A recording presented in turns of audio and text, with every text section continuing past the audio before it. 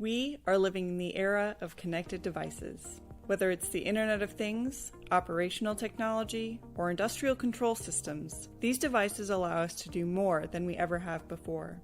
But new technology brings new challenges and regulations. Security teams aren't equipped to handle the risk of connected devices and must rely on trust-based systems like third-party risk assessments to determine if their products are secure. Even device manufacturers have limited visibility into the vulnerabilities buried inside each device. With real vulnerability and supply chain risk information backed by ground truth data, Finite State gives security teams the knowledge and tools that they need to identify and mitigate issues and vulnerabilities in their connected devices. Use our platform to see which devices meet industry regulations and leverage our remediation guidance to resolve security issues. Don't just rely on trust. Verify with Finite State. All right, welcome everyone. I'm Nick Andersen, Deputy Assistant Secretary of Infrastructure, Security, and Energy Restoration for the Office of Cybersecurity, Energy Security, and Emergency Response, or CESER, here at the Department of Energy. I'm really excited to be here today to talk about supply chain risk management, increasing awareness about the vulnerabilities of supply chain procurement remains a priority for our nation's security. The 2020 to 2022 National Counterintelligence Strategy specifically cites the need to reduce threats to key U.S. supply chains as one of its three-year strategic goals. Now, in support of that national strategy, CESER is presently working with our counterpart, our Office of Electricity here at DOE, to implement the Bulk Power System Executive Order, which is going to help to address some of these national security concerns within the energy sector specifically, and making sure that we have a more secure and resilient energy system overall to keep the lights on, keep the gas flowing where it needs to go, and overall supports the litany of critical infrastructure sectors that rely on energy every day. This is only one example, though, of how our nation is currently strategizing, planning, and responding to the increased threats that we see within the supply chain risk and challenge space. Now, over the course of the next hour, we're going to hear from really a distinguished panel of experts on all things supply chain security, and really think it's going to be a great conversation. So let me start with a quick introduction to our panelists. With that, I'd like to introduce first up Matt Wyckhouse. Matt is the founder and CEO of Finite State, which is a venture-backed startup that is really reinventing enterprise security in the IoT era. Matt co-founded Finite State in 2017, and he has more than 15 years of experience developing advanced software to support offensive and defensive cyber operations. He's helped organizations manage those exponentially increasing risk imposed by unmanaged and unknown devices on their networks. Matt, would you like to take a moment to introduce yourself and talk about what you're doing? Yeah, thanks, Nick, and thanks to all the other panelists. Really excited for the discussion today. By way of background, I spent most of my career at Battelle, one of the world's largest private research and development companies, a nonprofit headquartered in Columbus, Ohio, where I'm still located. During that time, I, like you said, Nick, spent a lot of my career supporting both offensive and defensive cyber operations. I was the co-founder and the CTO of the cybersecurity division at Battelle. I had the luxury of working with many of the DOE national laboratories on critical cyber R&D topics throughout my career. And that included everything from working on ways to detect counterfeit or compromised hardware in the supply chain to new types of intrusion detection systems for embedded systems to supporting various global intelligence operations to make sure that our country was safe.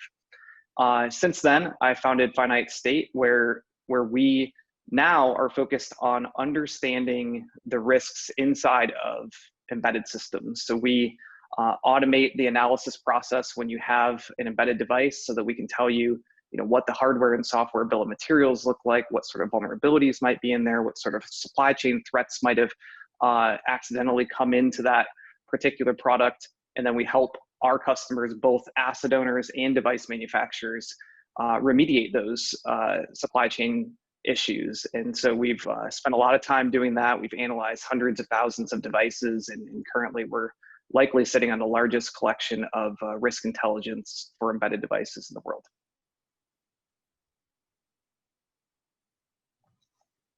Thanks so much, Matt. I really appreciate that. It's a great opportunity to be able to talk with you here today. Now I'd like to turn over to Andrew Kling, another one of our distinguished panelists here today. He is the Industry Automation Product Security Officer for Schneider Electric. Over his 30-plus year career, Andy has spearheaded world-class security developments and initiatives, and at Schneider Electric drives next-generation ICS, or industrial control system solutions, delivering and executing the cybersecurity roadmap and managing strategic partnerships with multiple global corporations. Would you like to give us a quick insight into you and what you're doing with Schneider? Sure thing. Thanks, Nick. Schneider's happy. I'm personally happy to be partner with the Department of Energy, with CESER. We're working on efforts together to secure our supply chain, to help improve the cybersecurity posture of our global and our national critical infrastructure. There's a lot of activities that make up paying attention to all of this day in, day out. So I find myself pretty busy these days, as we're at an inflection point in the world, with geopolitical sensitivities shifting, with technology taking significant advancements in a number of areas, and this is all putting a lot of pressure on our supply chain. Schneider Electric is truly part of that chain, because as an OEM, as a provider, we are providing components downstream towards our asset owners, but also we're part of a chain because we sell out to system integrators, we sell out through channel sales, we become a part of a process. So forward-looking or down-looking, we are selling, but also looking backwards, we're part of that supply chain. We have a lot of suppliers across the planet that are supplying into the products that we build, both at the hardware level and at the firmware software level. And so this conversation here today about supply chain is very topical, very up to the moment. Thank you so much, and we too are very grateful for your partnership and for that of Schneider in our initiatives, and we're looking forward to hearing what you had to say here today. Now I'd like to turn over to Marty Edwards, the Vice President for Operational Technology Security at Tenable. Marty works with both government and industry leaders throughout the world to broaden understanding and implementation of people, process, and technology solutions to reduce their overall cyber risk. And before joining Tenable in 2019, Marty served as the Global Director of Education at the International Society of Automation. And before that, he was the longest serving director of the U.S. Department of Homeland Security's Industrial Control Systems Computer Emergency Response Team. I'm sorry, Cyber Emergency Response Team. I'm falling back to old acronyms. Marty, would you like to tell us a little bit about yourself? Sure, thanks, Nick. And it's a common switch there with computer emergency or cyber emergency. U.S. CERT was one way, ICS CERT was the other way. So mix it up a little bit. First and foremost, I guess, happy to be here. Work with my friends and colleagues in the Department of Energy and across the national laboratory infrastructure, quite a bit. I started my career as an industrial control systems engineer. So I was in the private sector for about 15 or so years, and have spent about the last 15 working with the national labs, specifically with Idaho National Lab, which, Matt, is a Battelle operated lab. So lots of interface with the Battelle folks. And then obviously, Nick, with your folks over at DOE and DHS. Tenable, well known in the enterprise cybersecurity arena for our risk-based vulnerability management products to help an organization understand where the vulnerabilities lie in their system and how do they prioritize that. I joke that everybody in computer security has touched Nessus at one point in their career or another, even me, and I haven't touched a keyboard in that way for quite some time. In 2019, Tenable purchased the OT security company Indigi, and so now we're taking that same risk-based vulnerability management approach and applying it really to the OT space. So, we're very interested in how to help our customers get a better handle on their overall risk profile, and of course now that includes supply chain issues. When you have components that contain vulnerable libraries, the Ripple 20 kind of series, if you go back further than that, the Heartbleed series, how can an industrial asset owner even know that they have some of these vulnerable subcomponents inside of their systems? And so we're doing research to help do a better job there. And so very timely conversation, happy to be here. Thanks so much, Marty. And finally, I'd like to turn to Piyush Kumar. Piyush is the Principal Manager for Cybersecurity Engineering and Risk Management at Southern California Edison. He's an experienced national security professional with a focus on the energy sector issues, with experience both within government and within the private sector. Previously, Piyush was here with us at the Department of Energy and within CESER as a senior advisor for policy and strategy, and led a lot of our cutting edge initiatives, including those to spearhead our supply chain efforts, and really contributed in a fantastic way to improving the security of critical infrastructure across the U.S. Piyush, I'd like to turn it over to you for a minute. Thanks, Nick, and good seeing you, and good hearing from other folks who I know Southern California Edison works with from a lot of different fronts. So thank you for having me today. A little bit about me. As Nick mentioned, I was at the Department of Energy prior to my current role at Southern California Edison. And at SCE, I'm the Principal Manager for Cybersecurity Engineering and Risk Management. I think most folks are aware of Edison, but it's one of the largest electric utilities in the country. And we serve the Southern California area, as our name would suggest.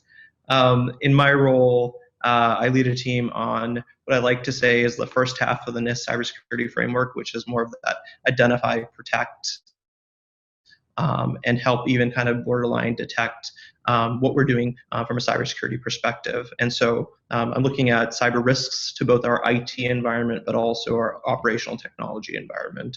And that's certainly the environment that is growing in terms of those risks, and how do we actually mitigate them in partnership with other parts of the company, but also with our government partners at DOE and DHS and the many other agencies, but also with our suppliers. And so to that end, one of the areas that I've been really focused on here at Edison has been looking at supply chain risks to our infrastructure, to our data, to our systems, and really thinking through how do we mitigate that cyber risk in coordination with the partners I mentioned before.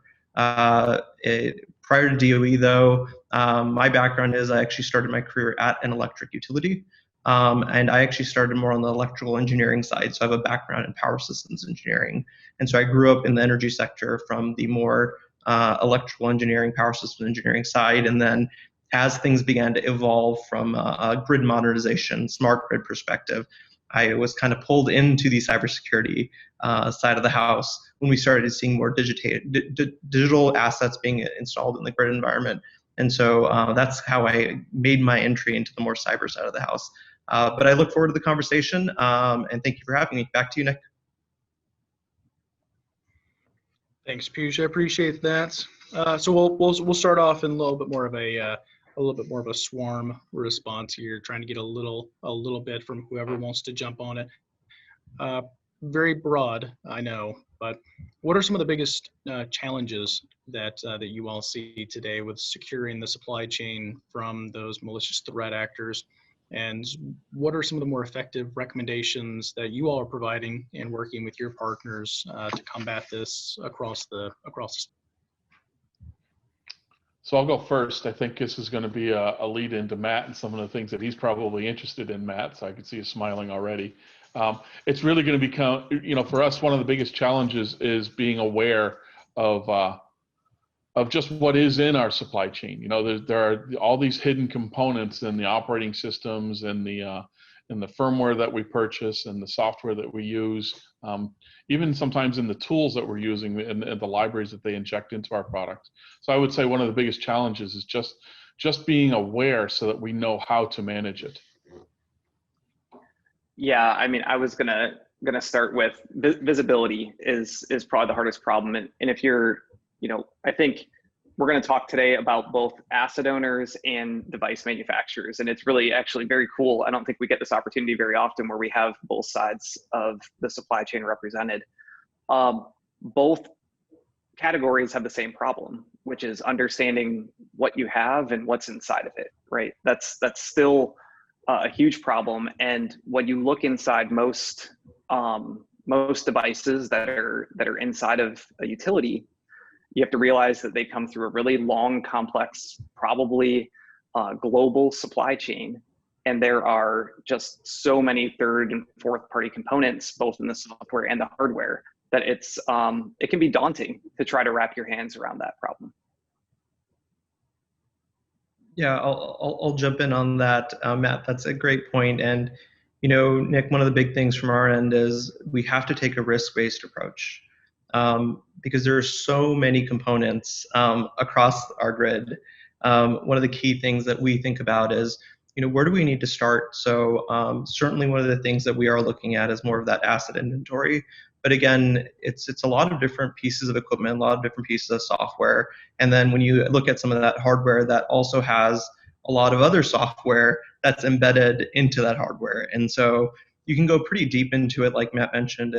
You can go 3 levels deep, 4 levels deep, even more in some cases. And so what we're looking at doing is how do we take a risk-based approach to tackling this issue? And so I think that's going to be one of the big challenges for at least the energy sector, is to really look at our prioritizing equipment in our sector. How do we then start to bite down some of that risk? And again, it's going to be a multi-pronged approach that I'm sure we're going to discuss today. Yeah, and just to add to that, you know, totally agree with all of the comments made by the previous panelists. I think that when I watch the legislation that's being proposed, there tends to be this blurring of the lines between, you know, the physical hardware of the bulk electrical system or the power grid, high voltage transformers, for example, and some of the cyber enabled components. You know, this panel, we're tending to focus more on the cyber part of it, but I see a lot of language in legislation that seems almost more applicable to securing the supply chain from a manufacturing capabilities perspective. And I think that we have to be careful with our language to define exactly which piece of the problem we're talking about. I was going to add maybe one more thing in there, kind of on that note. But I think, you know, compared to a lot of other cybersecurity issues we have, there are so many sensitivities around supply chain security, maybe, you know, both for asset owners and for especially probably for manufacturers. So, you know, information sharing is really delicate and very challenging here. A lot of manufacturers don't really want to provide the level of transparency that the asset owners want when it comes to bills of material, and, you know, both hardware and software, because this is a new request and they're not really geared to answer those questions all the time, or it could start to tread into intellectual property territory that they don't necessarily want to divulge. And then if we go even further, if there's a real threat, let's say the government knows about a particular threat to a supply chain, the repercussions of that information becoming public can have very significant effects on a company, whether that's, again, an asset owner or a manufacturer. So being able to share that information when there are real threats that are very significant, and do that in a way that doesn't, you know, just destroy the companies involved, because supply chain threats and compromises are just like any other cyber activity, where most of the time it's a hostile adversary that's acting against someone. But being able to do that well, I think, is a trick that we haven't quite figured out yet, and is really critical for everyone to be successful. Good points, Matt. Thanks. Yeah, no, I think I absolutely agree. I think, you know, building up the ecosystem of being able to share and exchange information, being able to share and exchange information regarding the threat specifically, I think is critically important for building some of this solid foundation. But this is not a fix it overnight problem, you know, where we just come up with some sort of capability to be able to exchange information. This is a long-term problem around getting visibility and building trust and the means to exchange that information. Piyush, can I bother you to rely a little bit on some of your power systems background and your energy sector experience specifically? Can you talk a little bit about why tackling this problem specifically is so critically important to the energy sector? Sure. So, what and I kind of mentioned this in my remarks, as we started to see the electric grid transform and become more of a smart grid, as the term is used, which is great from an efficiency standpoint. That's great from modernizing our grid, allowing demand response programs, really connecting to our customers, and also pulling in distributed generation, wind, solar, and everything else. But also, pure efficiency from an operational perspective for us on the utility side. It made sense to start connecting different pieces of devices and have different pieces of software and devices all communicating with each other so that we could do things remotely, so that we could do them faster. And this has proven really useful, particularly when you have large natural hazards, storms or wildfires in our state, that we are able to quickly connect and disconnect so that we're looking at providing reliable and safe electric service to customers. But that obviously introduces more cyber risk. It increases our threat landscape. And so, why is this so critical for us? We see this, the evolution of the grid continuing. It's not going to stop. We're going to continue seeing more and more digital connections, and we're going to be introducing more and more vendors, more and more different systems and suppliers into our system as we continue to modernize the grid. But with that said, as Nick, you mentioned earlier, we're also seeing our adversaries advance their capabilities. You referenced something that I know when I was at DOE, we talked about a lot, which was the Director of National Intelligence's report, and really the call out to China and Russia and their capabilities in terms of our energy sector and their ability to potentially impact our sector. We saw the executive order out of the Department of Energy on bulk power systems, and how there is a concerted effort to say we need to look at what are critical components, but also out of our regulators. So there is any regulation, NERC CIP 13, that is asking us as utilities to really look at our supply chain and how do we work with our suppliers to mitigate any supply chain risks that could be introduced into our environments. And so this is all coming at us, and we've been actually saying 2020 is almost the year of the supply chain, if it weren't for COVID, of course. But it is certainly an issue that is top of mind, and we as an energy sector are really seeing that as we see all these capabilities of our other actors increasing, as we see a globalized supply chain occurring, which is natural, and products and devices are sourced from all over the world, these products become more digital. This is really creating this perfect storm where we're buying products that are more digital, more vulnerable. The components are being sourced from around the world, including in some cases from adversarial nations. And our adversaries are getting better at exploiting those vulnerabilities. So how do we tackle this? And I think seeing all this hitting us as a sector, we've really taken the stance that it has to be through these partnerships. It's partnerships not only with you all at DOE, with DHS, but also a really key component is our suppliers. And so I know at Edison, we have built really strengthened our relationship with our suppliers. We're firm believers in having that responsible, coordinated vulnerability disclosure programs, and so on that we may touch on later. But I hope that answers your question, Nick, and I'm sure you have some opinions on it yourself.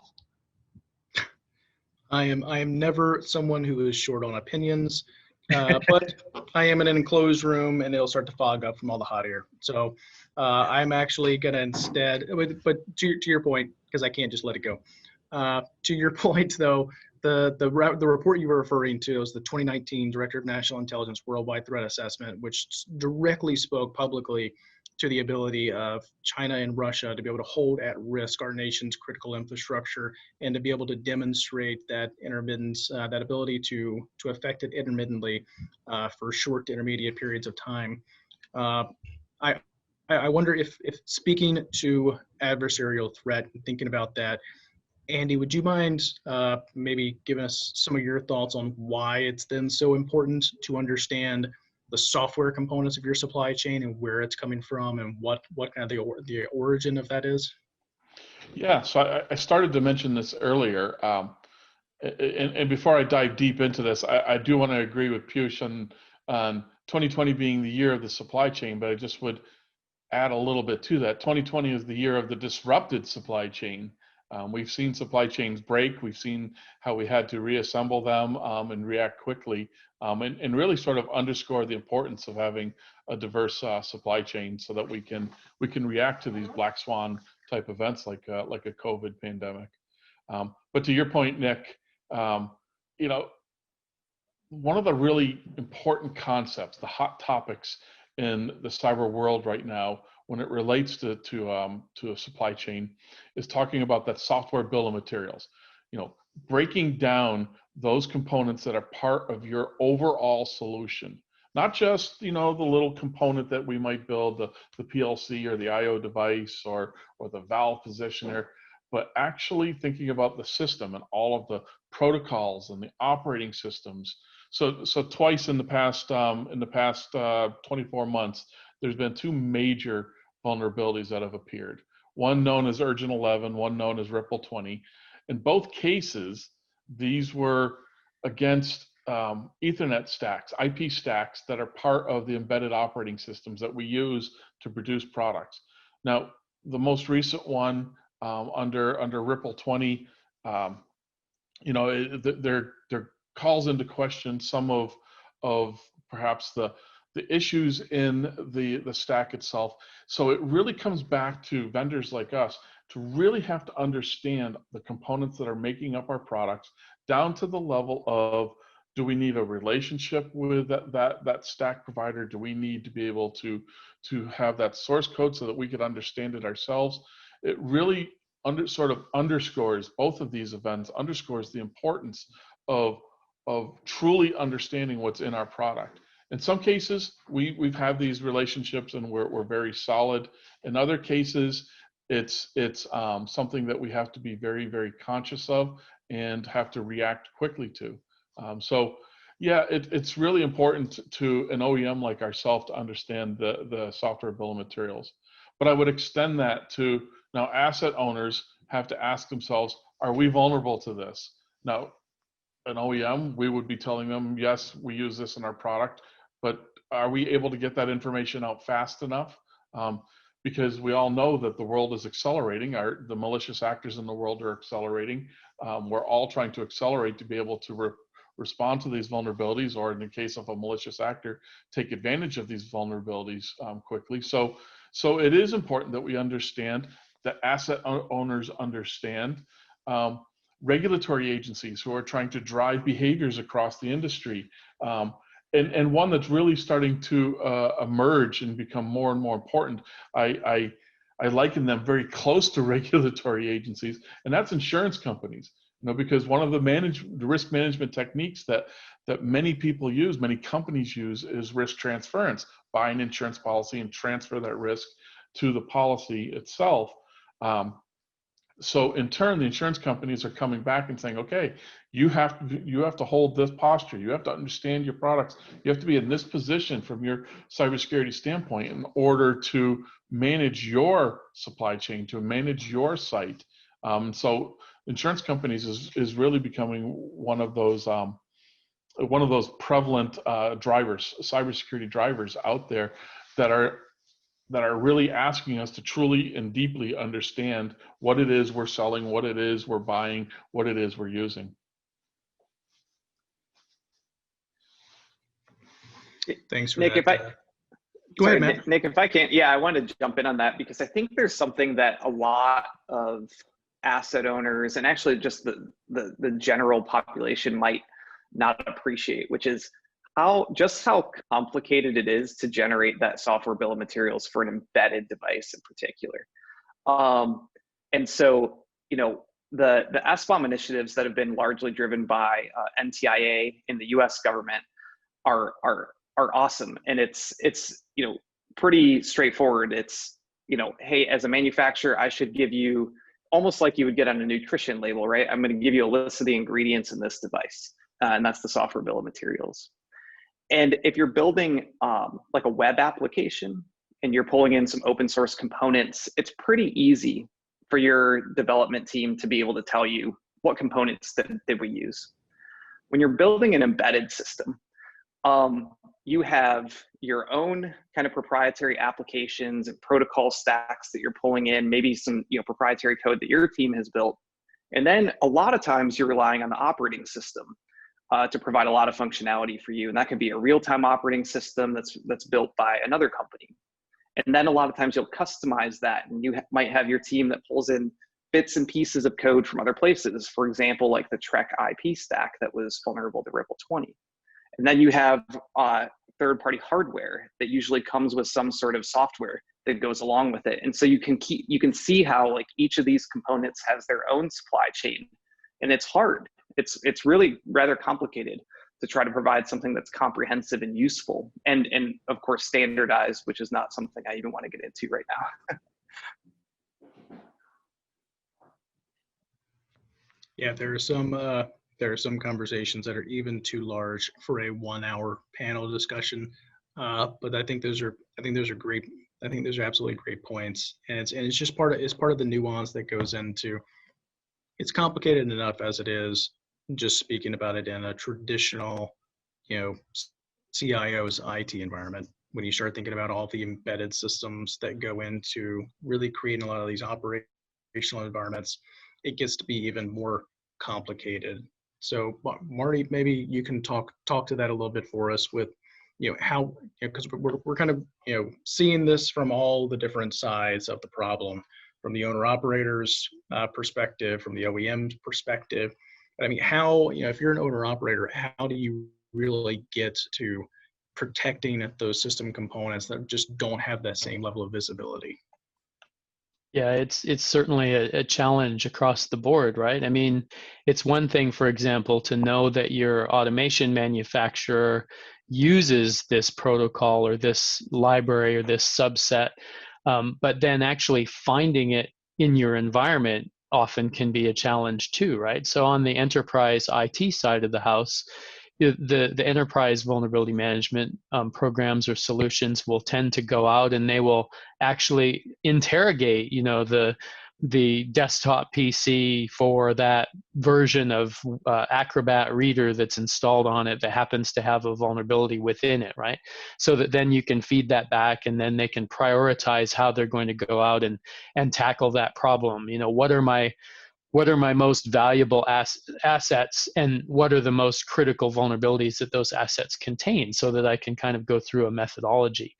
On the OT side, those systems can be somewhat esoteric or delicate, and so we tend not to use very aggressive, scanning types of technologies to go out and enumerate, what's on our network, what versions of firmware are installed, what manufacturers, what other cards are in the backplane, right? So it's not just the Ethernet card, it's all the other stuff that's plugged in beside it. So that was kind of one of Tenable's chief objectives when we purchased Indigi, was because they had developed a solution that used not really scanning technology per se, but went out and actively queried those systems using their own protocols. So, we have Andy here from Schneider on the call. If we see a Schneider programmable logic controller on the network, we will use Schneider's protocol to basically go out and ask that device questions and say, what is the patch level of your firmware, et cetera. And so I'd like to see us, as a community, rally behind, and we'll throw Matt back into the discussion around standards, right?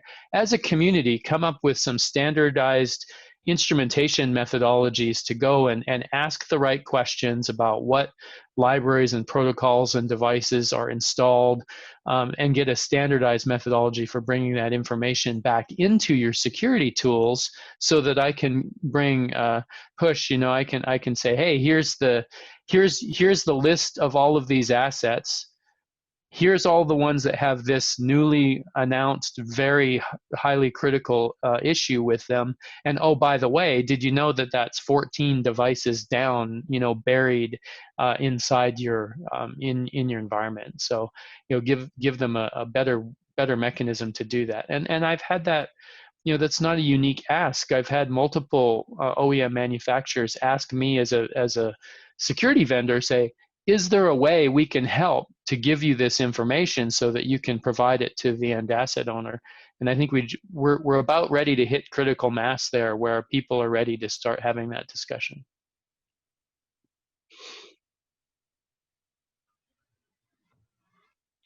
So we've seen quite a bit of focus when when you're trying to kind of get to origin. And whether it's working directly with those partners on the OEM side and trying to integrate those pieces more like you were talking about, or if it's just in general looking at our threat assessments and assessing the threat to our own supply chains, starting to look at the source of the supply chain threat and the source of where is my problem. Yeah, and Nick, I just want to kind of throw a comment back in there. I think with what we've seen so far come out of the software bill of materials sort of realm, that's almost something that's done when the device is manufactured, or it's the ingredients label, as Matt referred to. And I think that we really need to think through how that gets implemented and maintained on site, because I mean, in some of these operational technology environments, the application is almost custom compiled for that specific site, and it's this roll your own sort of flavor that I'm thinking about it as, how do we actively interrogate and query these devices to elicit that information in a runtime type of environment, rather than a sticker that goes on the front with a list of ingredients. I think it has to be that extensible or flexible.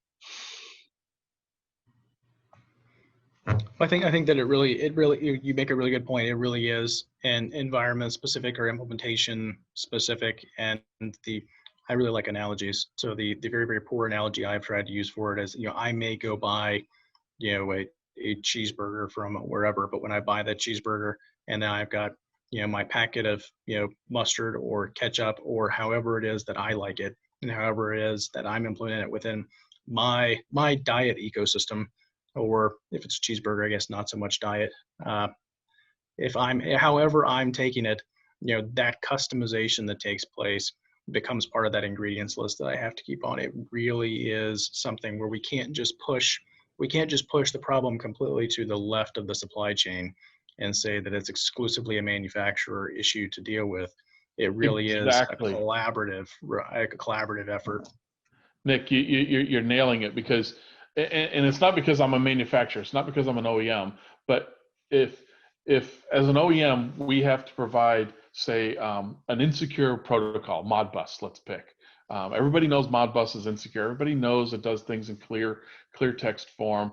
Yet we sell Modbus Secure as well. You want to take a guess at which one constantly goes off the shelf and which one doesn't? So it takes both sides. It takes, yes, okay, so McDonald's provides you your cheeseburger, but you're buying that cheeseburger when they also offer other alternatives. So we all have to help work towards managing the cyber risk. And it starts with the bill of materials saying, are you aware that there is risk in this decision you're making, that there is risk in this product that you're looking at, there is risk in this protocol you want to use? And that's where the bill of materials comes in. That's where being aware of what's in your supply chain, aware of what is coming into your plant, is rooted in this conversation. Completely agree. Matt, I'm gonna tee up to you a little bit here, because I'm sure you've got a lot to say on this, and I'm hoping maybe you can start to pivot us down as well, just a little bit about the threat of source, and start talking. I mean, we hit on a little bit when you look at the president's executive order on the bulk power system, it starts to kind of be mentioned there. It's obviously something that's been discussed within the industry for quite some time. It's not a novel concept by any means. Hoping you can take us down that lane a little bit as well.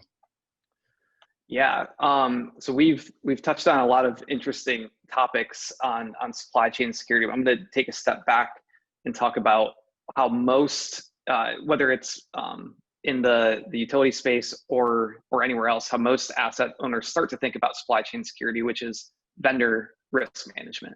So that's also how a lot of the language on the regulatory side is too, whether it's CIP 13 or the recent executive order. We're concerned about the provenance of vendors. And in particular, the easiest thing for an asset owner to assess is the provenance of their OEM, the first vendor that they're working with. The challenge with vendor provenance is kind of goes back to what I was saying earlier about the complexities of third-party and fourth-party suppliers in the supply chain. And through the analysis that we've done, I mean, we can say somewhere between 50 and 95% of a device's software, depending on the device, is third-party code, not from that original equipment manufacturer. And so the way I like to talk about this is through a couple examples. And I'm going to throw some company names out there, but it's not to pick on them. It's just to show the complexity of this. So we can start with the easy one, which is Huawei, right? Like the government has assessed this. Actually, Finite State did a very extensive report on Huawei and the vulnerabilities and risks in their equipment.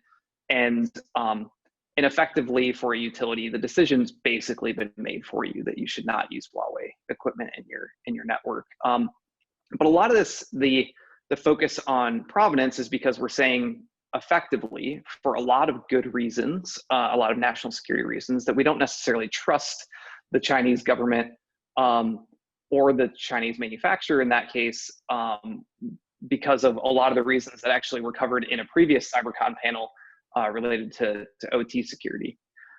But then this starts to become a little bit more nuanced when you look at other vendors. So like Honeywell, for example, US-based vendor, their provenance is great. They've been around for more than 100 years.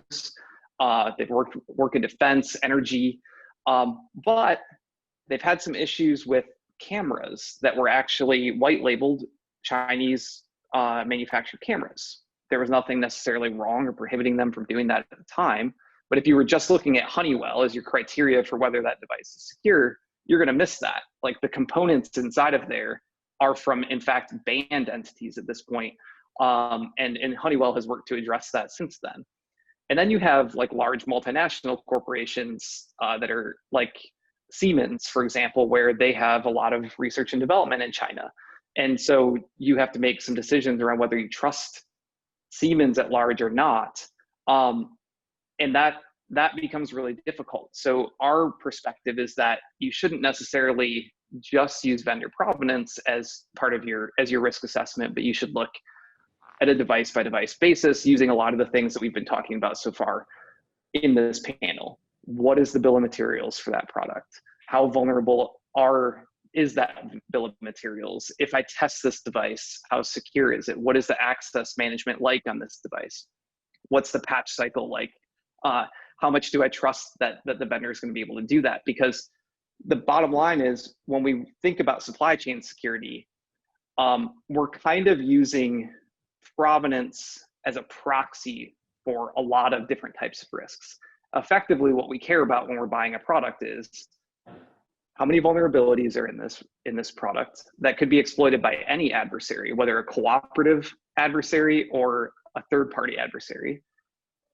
And are there any malicious components inside of this particular device? And the good news is, as an industry, as a cybersecurity industry, we have a lot of experience over the past several decades detecting vulnerabilities and detecting malicious software. We just have to look inside of these devices in order to do that. And that's the philosophy that we have. And we think that it's solvable. We think provenance should be factored into the risk, but probably is not the only source of risk information we should be using. We should go much more directly to the problem that we're trying to detect. Yeah, for my side, again, you know, because I can't help but think of other things when we talk about this. I have always kind of wanted to almost be able to bring people in and almost have like an antiques roadshow, just because that's the first thing I think of when somebody's saying provenance. Be able to have kind of an antiques roadshow. You got your supply chain analysts here talking about what great provenance this equipment has, and being able to talk about where it comes from and its subcomponents and its history and kind of the developmental chain that goes into it, and ultimately speaking to kind of its value over the long term. But instead of talking about value in terms of growth and worth, being able to talk about its value and being maintained well, its value and being able to partner with that equipment manufacturer because there's someone who's trusted and relied upon for upkeep over the long term. Mostly because nothing is in my head other than really bad analogies. But things like that, I think it's part of the ongoing discussion over the long term in the exchange of information.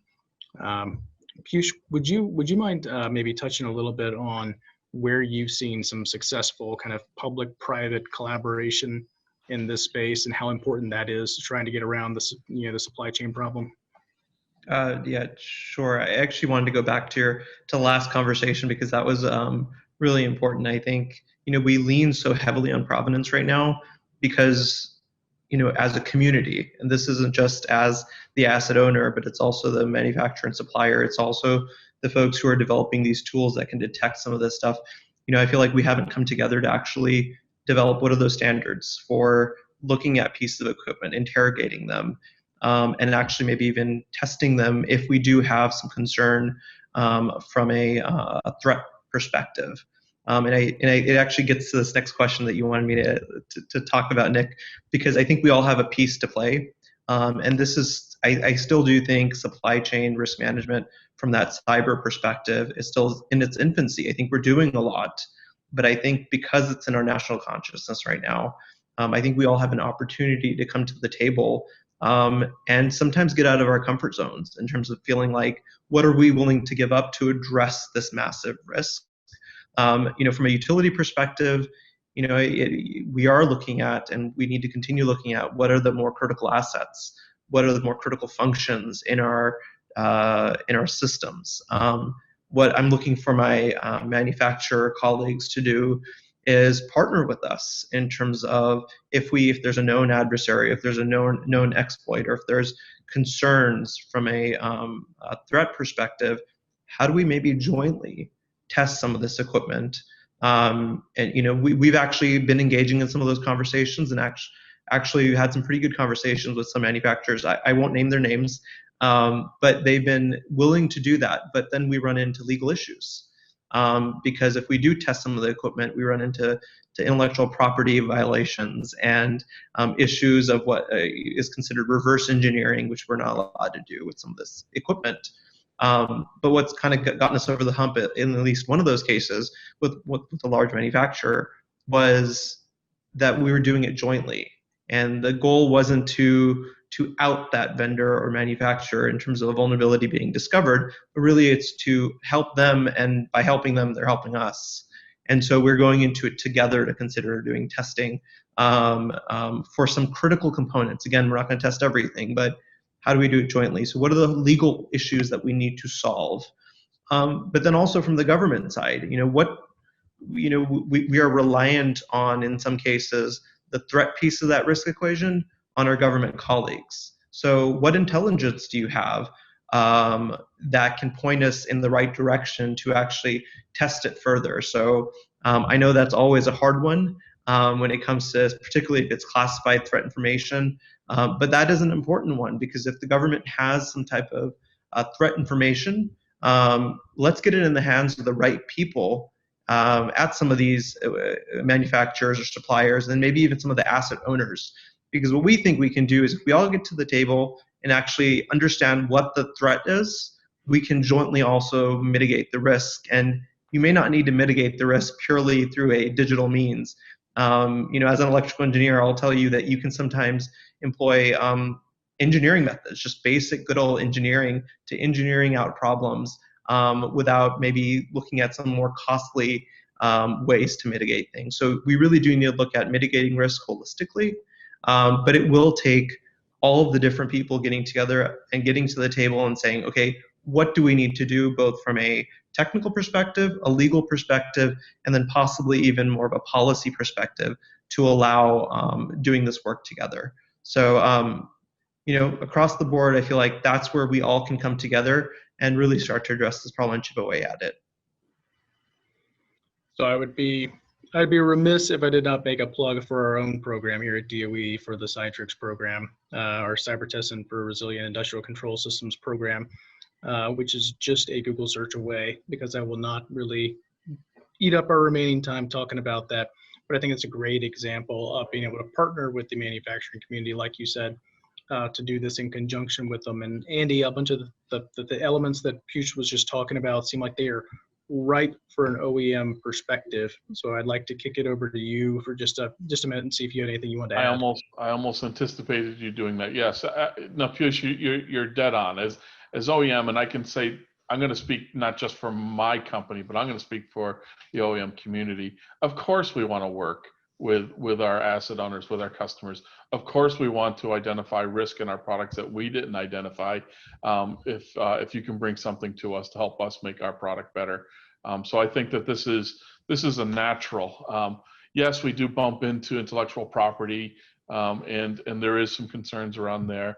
And I think there's even going to be some complexities as we draw back a little bit from globalism, perhaps, and perhaps start building supply chains, software supply chains that are more regional, that we build Russia for Russia, China for China, US for US. It is certainly something that that we would have to consider at some point, and we're going to have to learn how to take that into account as we work with our asset owners as an OEM, so that we can all participate in solving these problems.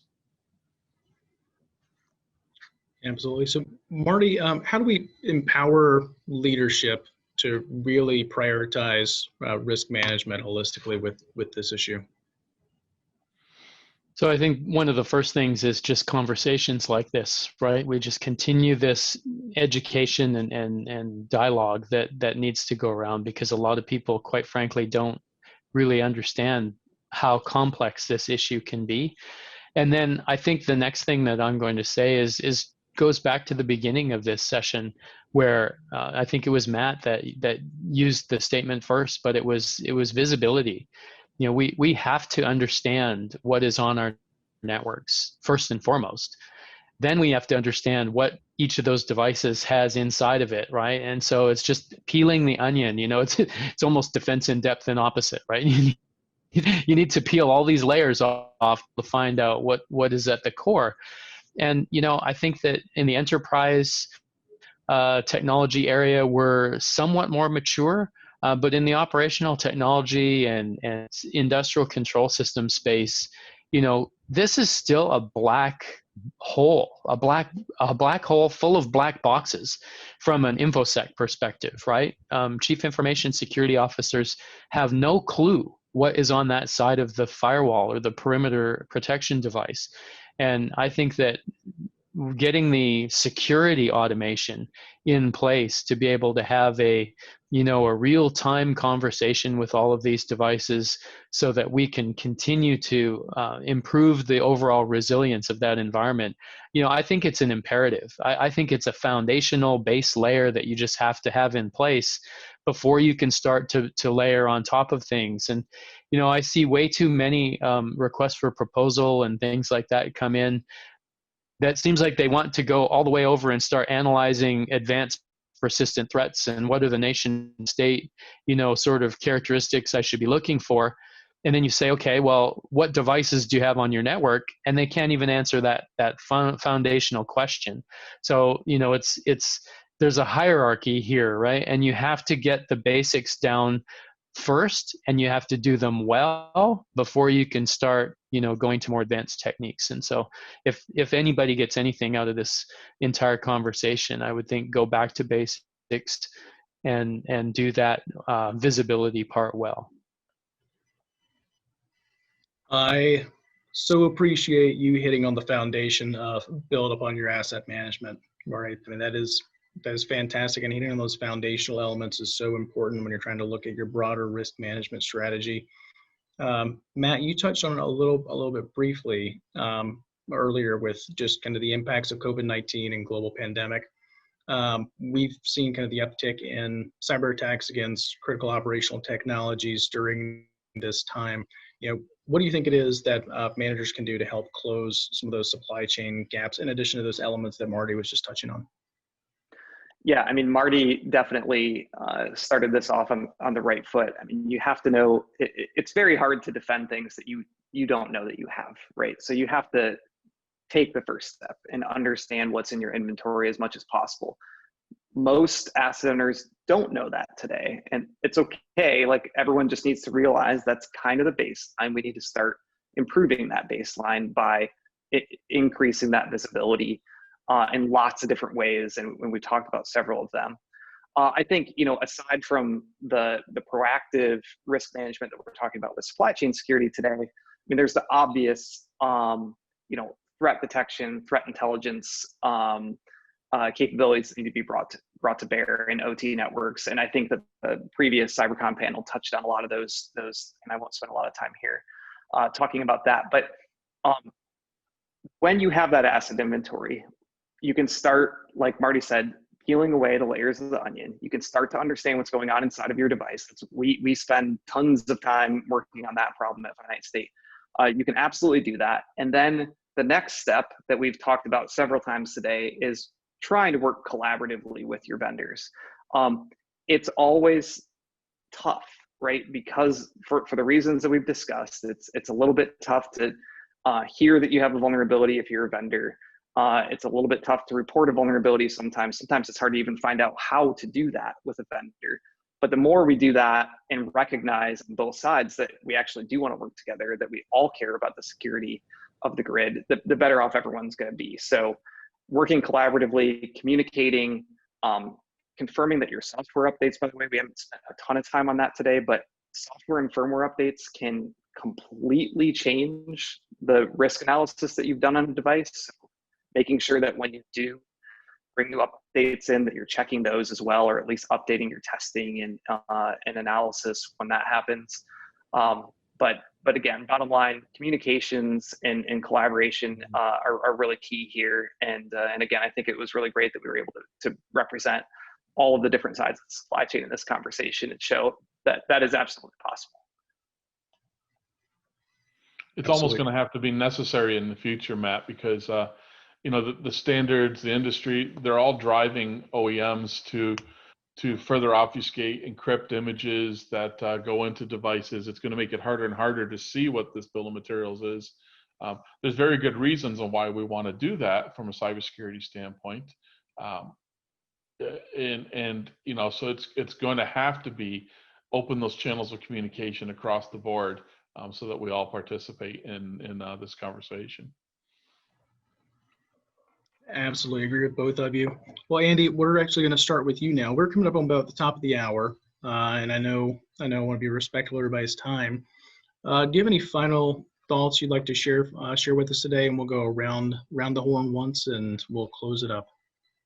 Yeah. So the final thought is, from a Schneider Electric standpoint, we really want to work with asset owners. We really want to work with anybody who's trying to improve the overall posture of the solutions that we sell. It's not necessarily just because we want to have the best product out there. It's because we want to have the best implementation out there. We're serious about taking this on, and for us, it's not one step. We produced an S-bomb, we're done. But we're trying to put in place the thinking, the processes, the steps it's going to take to make this part of how we go forward. Thank you so much, Andy. Marty? Yeah, so on top of the visibility statement that I made earlier, I think that it ties into what Andy just said, and it's collaboration. So we really have to address this as a community. Obviously, in some cases we're competitors. In some cases we have client vendor relationships, but we all have to sit down at this table together and discuss how do we collaboratively move this forward, right? And I'd like to see, some effort and some work being put into some standards around how do we communicate this data in an automated fashion, between the devices or between security implementations and the device implementations themselves. But happy to be on part of this panel, Nick. You did a great job, and it's been a good afternoon. Thanks so much, Marty. I appreciate it. Matt, we'll go over to you. Yeah, I would just build on what we've heard already. I think what's really interesting to think about is that supply chain security is something that kind of no matter where you are in the supply chain, we're all trying to solve the same problem, which is, if you're Piyush at SCE, you're trying to understand what's inside of the products that you have. You're trying to understand the risk in those products. You're trying to understand how to communicate with your vendors and build relationships. If you're Andy at Schneider Electric, guess what you're doing? Trying to understand what's inside of your products. Yeah. Risk management. Right. You're trying to do the exact same thing. They're just different links in the supply chain, and you can keep going all the way back. If you're Trek and you're building an IP stack, you're doing similar things. And so we all have the same problems, right? We're all trying to solve this. And if we all appreciate that we're trying to do the same things and we're all doing the best we can, we can invest as a country through efforts that DOE is leading, as an industry, in technical solutions, procedural solutions, standards that have been brought up numerous times that are going to be critical for that information sharing. But I think what's really key is to just recognize that we're literally all going through the same thing together, just at different places in the supply chain. It's a great perspective to have, Matt, and thank you very much for being with us here today. Piyush, we'll give you the last word. Thanks. I couldn't have said it better, Matt. I think you did a really good job of pulling all of that together, because that's exactly it. We firmly do recognize as asset owners and operators that while we're looking at the problem, we certainly know our manufacturers are also facing the same problems, whether it's looking at a software bill of materials or just a bill of materials for hardware. It is a challenge that they too also have. And so, the approach that we are taking is really twofold. One is take a risk-based approach to this problem. Get back to the basics and really understand your foundation and then build upon it.